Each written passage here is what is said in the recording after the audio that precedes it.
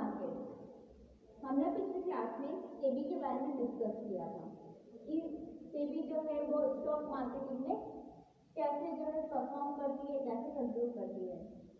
आज की क्लास में हम पढ़ेंगे न्यू इश्यू मार्केट। ये आपका जो है थर्ड चैप्टर आज से हम स्टार्ट करेंगे। तो थर्ड चैप्टर में जो आपको टॉपिक जो दिया गया है which is called new issue market. New issue market क्या होता है? ये एक प्राइमरी मार्केट होता है। आप सभी जानते हैं कि हमारे मार्केट शेयर मार्केटिंग में दो मार्केट कंडीशन जो है वो बिलोंग करती है। First is primary market and second is secondary market. तो जब प्राइमरी मार्केट की बात की जाए तो प्राइमरी मार्केट को एक और मार्केट का नाम जो है वो दिया गया है which is new issue market. जब आप कोई नया मार्केट से कुछ इशू करते हैं वो क्या कहलाता है? आपका न्यू इशू मार्केट कहलाता है, या जिसे आप प्राइमरी मार्केट भी बोलते हो। तो प्राइमरी मार्केट या न्यू इशू मार्केट बेसिकली होता क्या है? डेफिनेशन है new issue market has in rising resources from the investors by issuing shares, bonds, preference shares, etc. तो जब आप शेयर मार्केट से शेयर इशू करते हैं, बॉन्ड्स इशू करते हैं, डिबेंचर्स इशू करते हैं या अदर थिंग्स जो इन्वेस्टर्स जो है वो इशू करते हैं इससे मार्केट से, तो उसे आप क्या कहोगे? New issue market. जब फर्स्ट टाइम में जो share, bonds, preference share, equity share या डिबेंचर्स हुए, बॉन्ड्स हुए, अदर थिंग्स जो भी आप इशू करवाते हैं, जो शेयर मार्केट में इन्वेस्ट करते हो आप पैसे, ये सारी चीजें जो है वो किसके अंदर आती है?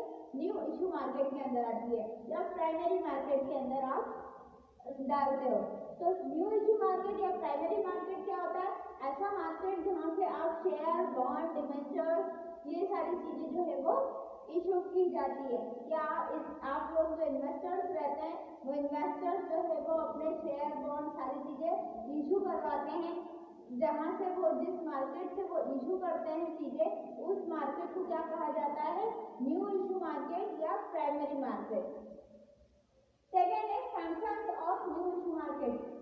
अब functions of new issue market, उसके भी कुछ फंक्शंस होते हैं। फर्स्ट है preliminary investigation.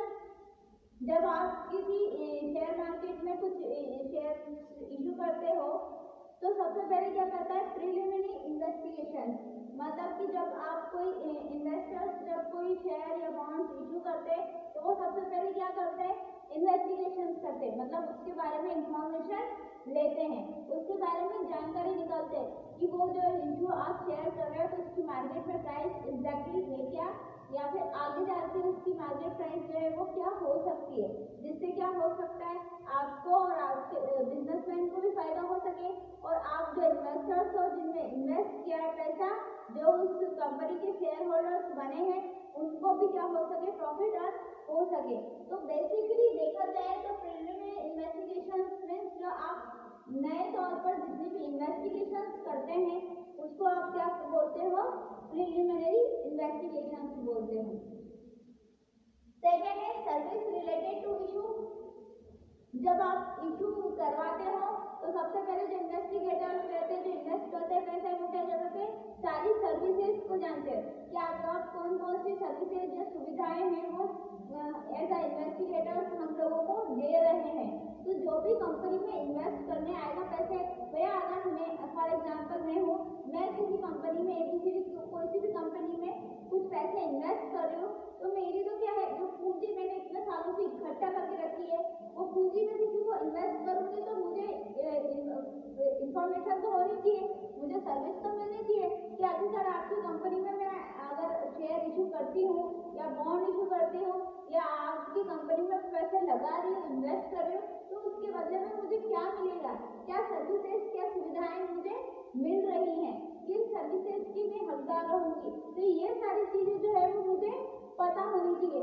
As a new market या एज अ न्यू इन्वेस्टिगेटर मुझे ये सारी चीजों के बारे में पता भी होना चाहिए और ये सारी सर्विसेज मुझे मिलनी भी चाहिए। जब भी तो मैं क्या करूँगी? कोई शेयर इशू करूँगी, अदरवाइज फिर कौन जो है वो कंपनी में इन्वेस्ट करने के बारे में सोचेगा।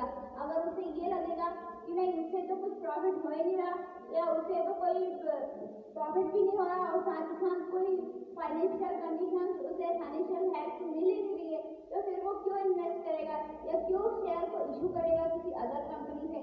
तो हमेशा अगर शेयर इशूज की एंड प्राइमरी मार्केट की बात की जाए तो सर्विस जो इशू है, जो सर्विसेज है वो आपको किस तरीके की मिल रही है, किस तरीके की सर्विसेज इशू हो रही है, ये सारी चीजें जो है वो प्राइमरी मार्केट या इन्वेस्टिगेशन मार्केट के अंदर आती है, न्यू मार्केट इश्यूज के अंदर आती है।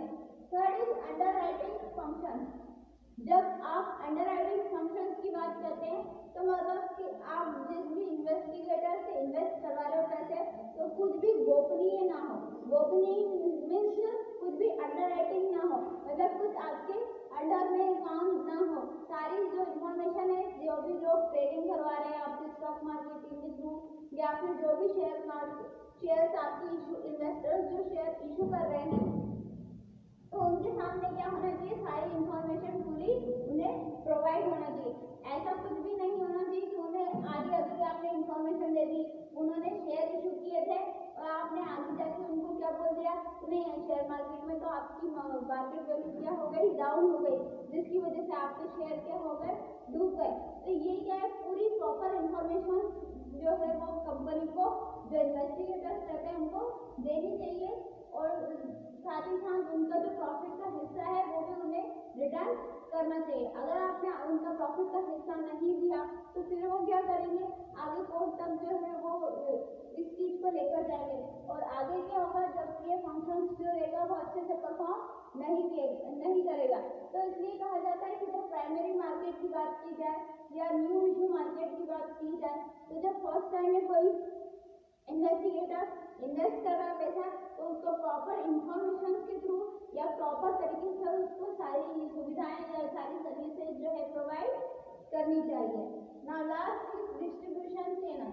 डिस्ट्रीब्यूशन चैनल मतलब हर अलग अलग तरीके से आप जो है वो जिन्होंने इन्वेस्ट किया है पैसा, उनको अलग अलग तरीके से रिटर्न करें। ऐसा नहीं कि आपने जो है वो एक ही तरीका अपना रखा। अगर उन्होंने शेयर इशू किए हैं तो आपको प्रॉपर डिविडेंड देना उन्हें आना चाहिए। अगर डिविडेंड ना हो तो उनको दूसरी इंस्टॉलमेंट के थ्रू जो उनके पैसे जो रिटर्न करें। ऐसा नहीं कि उनके पैसे जो है वो कंपनी जो है वो ले और फिर उनको इन्फॉर्मेशन क्या दी जाए कि आपके पैसे शेयर मार्केट में क्या हो चुके हैं, डूब चुके हैं। तो ये सारे फंक्शंस जो है वो न्यू इशू मार्केट या प्राइमरी मार्केट के होते हैं। जब मैं प्राइमरी मार्केट या न्यू इशू मार्केट की बात करूं तो फर्स्ट थिंग ये होती है कि न्यू इशू मार्केट को क्या कहा जाता है, प्राइमरी मार्केट भी बोल सकते हैं। The new issue help to raising sources from investors. New issue market क्या है, सोर्सेज से इन्वेस्टर्स जो है वो सोर्सेज रहते हैं बहुत सारे, उसमें से इन्वेस्टर्स क्या करते हैं, एक सोर्स को चूज कर लेते हैं। तो जब प्राइमरी मार्केट या न्यू इशू मार्केट क्या है, आपके लिए न्यू ऑप्शंस रहता है, जो बहुत सारे ऑप्शंस में से आप एक ऑप्शन जो है वो चूज करते हैं, like share, debentures, preference share, equity, bonds etcetera चीजें जो है आपके सामने अवेलेबल है और फिर उसमें से आप क्या कर रहे हो, अपने सोर्स के अकॉर्डिंग, अपने पैसों इन्वेस्टमेंट के अकॉर्डिंग जो इन्वेस्टर्स रहते हैं जो है वो एक पर्टिकुलर सोर्स को चूज कर लेते हैं एंड देन फिर उसमें क्या करते हैं, इन्वेस्ट करना स्टार्ट कर देते हैं। तो अगर मैं न्यू इशू मार्केट क्या है, एक तरीके का एक ऐसा मार्केट है जहाँ पर आप क्या कर रहे हो, कुछ इन्वेस्ट कर रहे हो और किसी सोर्स के थ्रू इन्वेस्ट कर रहे हो और बदले में आपको क्या मिलेगा, एज अ कैपिटल आपके पास में रिटर्न ऑफ होकर आएगा। उसके फंक्शंस क्या क्या है, प्रिलिमिनरी इन्वेस्टिगेशन, जब आप फर्स्ट टाइम में प्राइमरी मार्केट की बात की जाए या प्रिलिमिनरी न्यू मार्केट की बात की जाए, तो फर्स्ट टाइम में क्या करोगे, आप इन्वेस्टिगेशन करोगे, उसके बारे में जानने की कोशिश करोगे। देन सेकेंड सर्विस, जो आप उस चीज को जब इशू कर रहे हो तो उसके जितनी भी सर्विसेज आपको लेनी चाहिए उसके बारे में इंफॉर्मेशन कलेक्ट करना और उनकी सर्विसेज को क्या करना, लेना। Then third is underwriting function. जब इन्वेस्टर्स जो इन्वेस्ट करते हैं पैसे, तो उनकी सारी चीजें जो है वो अंडरराइटिंग होनी चाहिए, मतलब कुछ भी गोपनीय नहीं होना चाहिए, सारे इंफॉर्मेशन जो है वो उनके पास प्रोवाइड होना चाहिए। And last is distribution channel. अगर आप उनको डिस्ट्रीब्यूट कर रहे हो तो आपको डिस्ट्रीब्यूट चैनल अलग अलग होने चाहिए।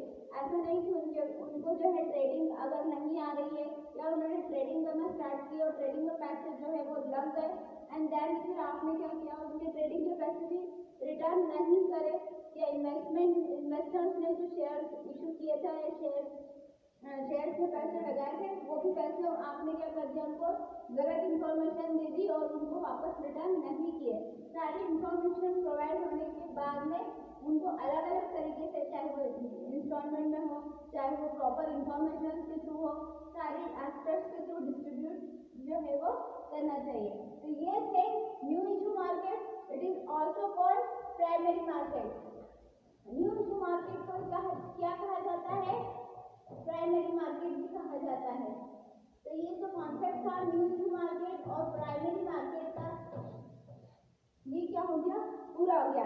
नेक्स्ट क्लास में हम इसको आगे बढ़ाते हुए इसके अलग और भी फंक्शंस या और दूसरे एस्पेक्ट्स और सेकेंडरी मार्केट के बारे में डिस्कस करेंगे। तो इस क्लास में हमने डिस्कस किया न्यू इशू मार्केट क्या होता है। जब आप प्राइमरी मार्केट की बात करते हो तो प्राइमरी मार्केट और न्यू इशू मार्केट एक जैसे वर्क करता है। न्यू इशू मार्केट को ही प्राइमरी मार्केट भी कहा जाता है। न्यू इशू मार्केट किस चीज में आपका हेल्प करता है, राइजिंग रिसोर्सेज फ्रॉम इन्वेस्टर। बहुत सारे ऐसे रिसोर्सेज होते हैं, शेयर्स हुए, बॉन्ड्स हुए, डिबेंचर्स हुए, एक्सेट्रा, इक्विटी शेयर्स हुए, प्रेफरेंस शेयर हुए, ये सारी चीजों को क्या करना, कलेक्ट करना और फंड्स को राइज करना। और साथ ही साथ ये जो है वो फंक्शंस के थ्रू, क्या क्या फंक्शंस के थ्रू ये सारी चीजें जो है वो इन्वेस्ट करके कैपिटल जो है वो हासिल करते। तो ये था new issue market. Second lecture में या सेकेंड वीडियो में हम डिस्कस करेंगे सेकेंडरी मार्केट, उसके एस्पेक्ट्स के बारे में।